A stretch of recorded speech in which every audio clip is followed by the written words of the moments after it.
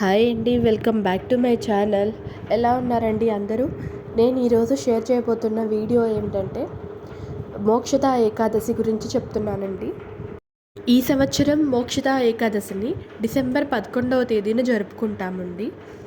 ఏకాదశి తిథి ప్రారంభం డిసెంబర్ 11 ఉదయం 3:42 నుండి డిసెంబర్ 12వ తారీఖు 2024 ఉదయం 1:09 వరకు ఉందండి. మాసానాం మార్గశీర్షోహం అన్నాడు శ్రీకృష్ణుడు. అంటే మాసాలన్నిటిలో కూడా మార్గశిర మాసం చాలా ఉత్తమమైనది. మార్గశిర మాసాన్ని తానే అని కృష్ణుడే స్వయంగా చెప్పాడు. ఇప్పుడు మనం ఏకాదశి ఎలా ఏర్పడిందో తెలుసుకుందాం. ఒకసారి ధర్మనందనుడు శ్రీకృష్ణుడిని ఇలా అడిగాడు, స్వామి, ఏకాదశి అన్నిటిలో ఏది ఉత్తమమైనది, ఏ మాసం ఉత్తమమైనది అని. అప్పుడు శ్రీకృష్ణ భగవానుడు చెప్పాడు, మార్గశిర శుద్ధ శుక్ల ఏకాదశి ప్రత్యేకమైనది. ఆ రోజునే ఏకాదశి అనే దేవత మురుడు అనే రాక్షసుడిని సంహరించడానికి ఉద్భవించింది. ఆ ఏకాదశి అనే దేవత నాకు చాలా ప్రీతికరమైనది. వలన ఈ ఏకాదశిని మోక్షద ఏకాదశి అంటారు. ఈరోజు మోక్షద ఏకాదశి రోజున శ్రీకృష్ణుడు కురుక్షేత్రం యుద్ధానికి ముందు అర్జునుడికి భగవద్గీతను ఉపదేశించాడు. ఈ కారణంగా ఈ రోజున శ్రీకృష్ణుడి రూపమైన విష్ణువు, లక్ష్మీదేవి, దామోదరి రూపాన్ని పూజిస్తారు. ఈ రోజున గీతను పఠించడం చాలా మంచిది. మార్గశిర మాసంలోని శుక్లపక్ష ఏకాదశి తిథి రోజున ఆచారాల ప్రకారం పూజించడం పుణ్యం లభిస్తుంది. హిందూ మతంలో ఏకాదశికి ప్రత్యేక ప్రాముఖ్యత ఉంటుంది. ఈ రోజున ఉపవాసం చేసిన వ్యక్తి మోక్షాన్ని పొందుతాడు. ఏకాదశి, గీతా జయంతి ఒకే రోజున వస్తాయండి. మోక్షద ఏకాదశి రోజున ఉపవాసం చేయడం వల్ల యాగానికి సమానమైన ఫలితాలు లభిస్తాయని పురాణాల్లో చెప్తారు. జీవితంలోని అసూయ, అహంకారం మొదలైన వాటి నుండి ముక్తిని ఇచ్చేదే ఏకాదశి. ఈ ఏకాదశినే మనం మోక్షద ఏకాదశి అంటారు. ఏ భక్తుడు నిజమైన విశ్వాసంతో, నియమాలతో, భక్తితో మోక్షద ఏకాదశి వ్రతాన్ని ఆచరిస్తాడో, కథను విని భగవంతుడిని పూజిస్తాడో, ఈ వ్రత ప్రభావంతో అన్ని రకాల పాపాలు నశిస్తాయి. మోక్షద ఏకాదశి నాడు మహావిష్ణువుని పూజించడం వల్ల పాపాలు నశించడమే కాక సంపద, వివాహం మొదలైన కోరికలన్నీ తీరుతాయని చెప్తారండి. శ్రీ మహావిష్ణువు అపారమైన అనుగ్రహం భక్తులపై ఉంటుంది. మరణానంతరం వైకుంఠానికి చేరుతారు. మోక్షద ఏకాదశి రోజున గీతా దర్శనం, గీతా పఠనం వల్ల అనేక సమస్యల నుండి మనం విముక్తి పొందగలుగుతాం.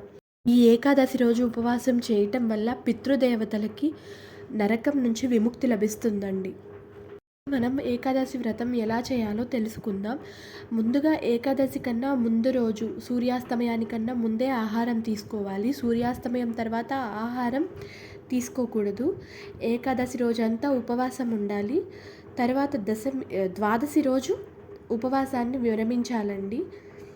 మోక్షద ఏకాదశి రోజున ఉదయాన్నే లేచి స్నానం చేసి వస్త్రములు ధరించి స్వామివారిని దామోదర రూపంలో తులసీ దళాలతో స్వామివారిని షోడశోపచారాలతో పూజ చేయాలి. ఈరోజు స్వామిని తులసీ దళాలతో పూజించడం వల్ల చాలా మంచిదండి. ఈ స్వామిని తులసీ దళాలతో పూజించి ఆఖరున స్వామికి పుష్పాలు సమర్పిస్తూ గీతం శ్రావ్యామి అని అనాలి. స్వామివారి వ్రతకథ చెప్పుకొని అక్షంతలు తలపై ధరించాలి. ఇప్పుడు మనం ఏకాదశి వ్రతకథ తెలుసుకుందాం.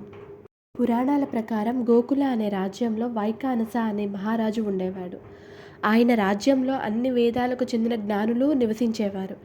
ఒకరోజు ఆయన కలలో తన తండ్రి కనిపించి నరకంలో తను ఎన్నో బాధలను అనుభవిస్తున్నాడని, తను నరకం నుండి బయటపడవేయమని ప్రార్థిస్తున్నానని చెప్తాడు.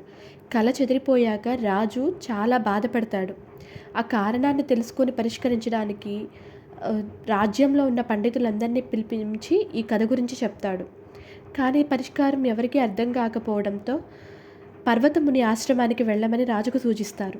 రాజు పర్వతముని ఆశ్రమానికి వెళ్ళి నమస్కారం చేసి తన ఆందోళనకు కారణమైన కళ గురించి చెప్తాడు.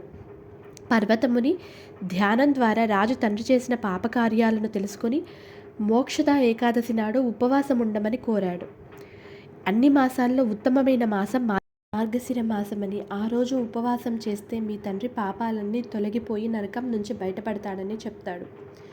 ముని మాట ప్రకారం రాజు తన కుటుంబంతో కలిసి మోక్షద ఏకాదశి నాడు ఉపవాసం చేసి దాని ద్వారా పొందిన పుణ్యాన్ని తన తండ్రికి అప్పగించి నరకం నుండి విముక్తి కలిగించామని దేవుణ్ణి ప్రార్థిస్తాడు. తండ్రి సంతోషించి రాజుకు ఎన్నో ఆశీస్సులు అందిస్తాడు.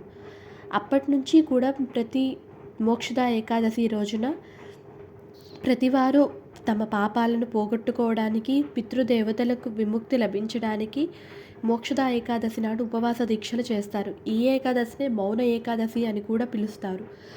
కాబట్టి మన అందరం కూడా మోక్షద ఏకాదశి వ్రతాన్ని ఆచరించి ఆ శ్రీకృష్ణ భగవానుని కృపా కటాక్షాలకు పాత్రలవుదాం.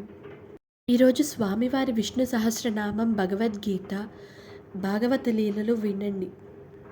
ఈ వీడియో మీకు నచ్చితే లైక్ చేయండి, షేర్ చేయండి, కమెంట్ చేయండి, సబ్స్క్రైబ్ చేయండి. Thank you.